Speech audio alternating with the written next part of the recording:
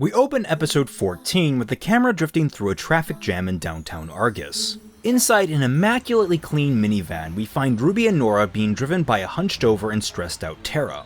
Tara leans out the window and yells at the surrounding traffic, using a fair few bleeped out explicatives before sliding back into her seat, now perfectly calm.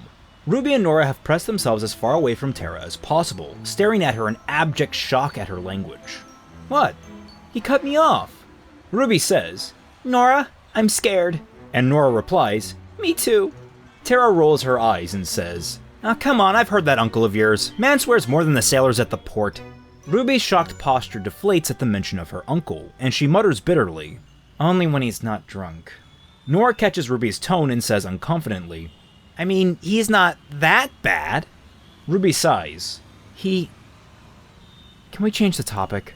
Tara, having missed the conversation in lieu of yelling out the window some more, leans back in and chimes pleasantly. "Okay, Nora, we're here." The minivan pulls up to the docks where several Atletian ships are parked. Both Atletian military and Argus dock workers are flittering about, loading equipment into the ships. The van is met by Dee and Dudley, who are standing at attention as Nora gets out. They both hop on their heels and say in tandem, "Hello, Miss Valkyrie. It is good to see you again." Nora groans. "Guys, please, I keep telling you, call me Nora." They hop on their heels again and say, "Our apologies, Miss Nora." Nora puts a hand to her head in frustration when she turns around to talk to Ruby and Tara, only for Tara to quickly say, "Have a good day at school, I mean work, bye!" The minivan jolts forward and begins to careen up the road with a soft, "Help me!" from Ruby echoing over the screeching tires. It rounds the corner and Nora turns back to the duo with unveiled annoyance. Dee and Dudley are unfazed and continue speaking. "Miss Nora, today we will be loading surplus equipment for the ocean wall into transports heading to Atlas." The two don't wait for her response and begin walking into the docks. Nora crosses her arms and walks after them, asking, "You guys are more uptight than even Weiss. Are all Atletians like this?" Dee replies, "Actually, we're both born and raised here in Argus." Dudley adds on with a smile, "Our mother's maiden name is Helvig." Nora says, "And is that supposed to mean something to me?" The two men share a look and ask, "Miss Nora, you're a Valkyrie, are you not? That's a proud Fiskaran name." Nora shrugs. "I mean, I guess. I've never really thought about it. I don't know much about where I come from." The trio arrive at a set of boxes, and Nora looks to the biggest one with a sigh. Walking forward, she lifts it and carries it towards the cargo ships, the two men getting their own boxes and following behind. As they place the boxes down, Dudley turns to her and says, "Well, Miss Nora, Argus is one of the few remaining bastions of Fiskaran culture." Dee continues, "It's one of the reasons we requested a station here after our training in Atlas." Nora nods absently and walks over to another pile of boxes. "I was gonna ask about that. If you're from Argus, why are you working for Atlas?" Dudley replies, picking up another box, "Our father loved his home and wanted us to as well." Dee backpacks on that, saying, "Ungodly cold up there, unfortunately, but it further instilled in us a love for Argus with its warm seas and temperate winters." Dudley concurs, saying, "In fact, we nearly got sunburned when we returned." In his excitement, Dudley waves his arms and knocks the box Nora is carrying from her arms. It falls and breaks open, scattering what looks like sensitive electronic equipment everywhere. The three stare at it and Nora mutters, "I hope the boys are having a better time." We cut to John sneezing on the wall overlooking the outskirts of the city, groaning, "Man, I'm bored." Behind him, Blake walks up and offers him a cup of coffee. She comments idly, "You want to do something with a little more action? Go down to Menagerie. There's a reason I hated being put on the wall down there." John takes the coffee and she adds, "Though I'll give you the shifts have been longer here." John nods and sips his coffee, almost spitting it out. "This is almost pure sugar. Has Ruby gotten to you too?" Blake looks at him apologetically, leaning on the battlements. "Sorry, old habit from Beacon." John hesitantly tries to swallow the coffee and winces the whole way through. Blake continues talking. "I can't believe how long it's been. Feels like so much has changed." John shrugs, though his words become softer as he speaks. "Well, at least you guys still got Ruby. She was an anchor for us after the fall, and... yeah." Blake shrugs back. "I don't know. Everything just feels off." John looks at her and asks, "What do you mean?" Blake shakes her head. "I mean, like, on the train, for instance, we just botched everything we tried to. Then when you guys came in, she seemed like she was in her element. Now the four of us... It just feels like we keep grating on each other's nerves.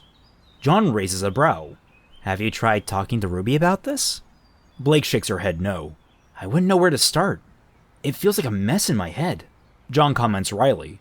Or maybe that's just the coffee making you anxious. You should sleep on this. Blake gives a dry scoff. What if I could? I've got double shifts all week. John commiserates, saying, I miss seeing my bed too. A special thanks goes out to all of my wonderful patrons for supporting the channel. If you like this content and want more of it, please consider supporting it. Also consider picking up my new action-adventure novel, The Artificer, which is now available for purchase on Amazon in digital and in print. With that all said, back to your regularly scheduled fixing. We cut to Evernight Castle as Mercury is exiting the training room, wiping his sweat off with a towel. Inside the room, Emerald is laying on her back, clearly exhausted and covered in bruises from what we can assume was a tough sparring session with Mercury. Hazel walks into the room past him, getting a grunt of acknowledgement from the younger man. He approaches her and comments dryly, He giving you a tough time? Emerald looks at him before staring at the ceiling and saying breathlessly, He doesn't pull his punches. Or his kicks. Hazel nods and picks her up. He rests her on a bench and pulls out some bandages from his pockets. Emerald notes humorously, You carry those around with you? Hazel smiles as he grips her arm, causing her to flinch. I don't feel pain. I'm not invincible. He begins to patch her up, and there is quiet before she works up the nerve to ask him something. Why did you take responsibility for something that's not your fault? Without missing a beat, and staying focused on his work, he challenges back. Why did you sell out Cinder? Emerald sputters. I mean... And Hazel calms her. It was rhetorical. There is quiet as he continues to tend to her. Then he elaborates. I indulged Cinder on her plans. I could have pressed her harder to delay. I could have... Yada yada yada. He breathes before continuing. You follow orders. I helped make the plan. When you break it down, I'm the only person that can take responsibility. And it's better me than you or the kid. Emerald looks downcast and mutters. Cinder's plan could have worked. And Hazel replies, But it didn't. And both of you did what you were supposed to do. It makes no sense for you to shoulder the blame. Emerald is quiet and Hazel finishes bandaging her, sitting on the bench beside her. Eventually, she asks, Are we doing the right thing? Hazel gives her a knowing side-eye. Sounds like something you should have asked yourself earlier. Emerald grips her head and shakes it. When I was... Cinder, she... Hazel rests a hand on her shoulder. Take it easy. I figured as much. You actually remind me a bit of my nephew. Always eager to please, never quite thinking ahead. Emerald looks at him indignantly. And what's that supposed to mean? He just smiles. Always getting yourselves into trouble. Tell me I'm lying. Emerald backs down, a bit dejectedly and obviously sad. Hazel continues. But he has a good heart. I think you have that too. It's why you're doubting yourself, doubting all of this. He motions to the black wall of the castle and Emerald follows his hand. Shaking her head, she says, That doesn't answer my question. Hazel takes a deep breath and nods. Because the right thing isn't clear-cut. We've done some horrible things, Emerald. Plenty of people would call them the wrong things. But just like you, they're not thinking far enough ahead. Emerald leans forward and asks, And you are? Definitively, and staring into space, he replies, I have. I know where this leads me. Juxtaposing that line, we find ourselves cutting to Crow, lonely drinking on a concrete bench near the memorial to those that died during the fall of Beacon. There is the muffled sound of someone's voice, but Crow ignores it, lost in a drunken haze, even as it steadily becomes louder and louder until eventually a stick comes thwacking down on the back of his head. Crow winces and looks over to find Maria, who says, If you want to drown your sorrows, the ocean's just down the hill. Crow looks to her bitterly, saying, Ha, very funny, before looking back at the memorial. Maria matches his gaze and hops on the bench beside him. Jokes aside, drinking here is pretty disrespectful. People are trying to grieve. Crow holds out his flask and says, Don't know if you've noticed, but I'm grieving too. Maria gives an understanding, Ah. Who'd you lose? Crow pauses his drinking and looks up to the sky. Where do I start? My sister, my best friend, my mentor, a niece I didn't even know I had, and apparently the last 20 years of my life. Maria looks at him solemnly. I see. A lot to unpack there. Well, you still got your daughter. Crow blinks and shakes his hand at her. For the last time, she's my niece. Maria flinches. The one you lost? Crow grips his brow. No, I've known Ruby all her life. His voice trails off and he looks to the flask. Not that that means anything. I think I'm starting to lose her too. Well, that'd be a shame. She's gonna need all the help she can get. Don't want her to wind up old and alone like us two codgers. I don't think she wants my help anymore. I don't think I can give it either. Maria tilts her head and points to his flask with her cane. Can't? Or won't? His fingers tighten around it. It's the only way I can... Maria jams her cane into his foot, making him wince in pain. Don't give me that. You're too old for excuses. Crow shakes his head at her and asks, What do you want from me? She points at him with her stick, forcing him to lean back away from it. I'm trying to help you.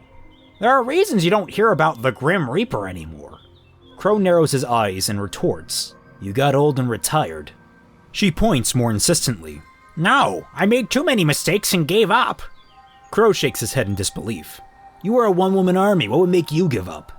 Maria slams her cane into the ground. Same thing that happens to every huntsman. I don't know your teammates, and I bet you can't name any of mine. Crow praises her before offering his flask. Sorry, I didn't know. Sounds like you might need this more than me. Maria looks at it before shaking her head sadly. What I need, what we both need, are our teammates. Crow pulls back his flask and narrows his eyes at Maria. Hard to keep anyone around when I'm a walking bad luck charm. Maria glares back at him. And drinking helps with that. Crow, shaking his head, says, It helps me. But Maria cuts him off by jamming her cane into his foot a second time. Stop doing that! Maria's cane pokes into his chest. I'll stop it when you stop feeling sorry for yourself. I said no excuses. Nothing good was ever found at the bottom of a flask. Lowering her staff and her tone, Maria continues. You'll just keep on burning whatever bridges you have left. Whether you know it or not, that girl is going to need you. Or at the very least, you'll need her. Maria becomes quiet, her eyes distant, and the ticking of a clock begins to echo over the scene. We get quick cuts of a young Maria in her prime, brought to her knees. There's the flicker of a crocodilian smile and the glint of a blade, followed by Maria curled up and crying through bloodily cut eyes. Maria seems to come out of her fog, sighing as any sense of levity leaves her. I'm not your mother. Pick yourself back up. Or don't and end up dead in a ditch somewhere. It's not my problem. It's yours. Maria shuffles off granny style, leaving Crow to stare at her before turning to look at his reflection in his flask. We cut to black, ending the episode.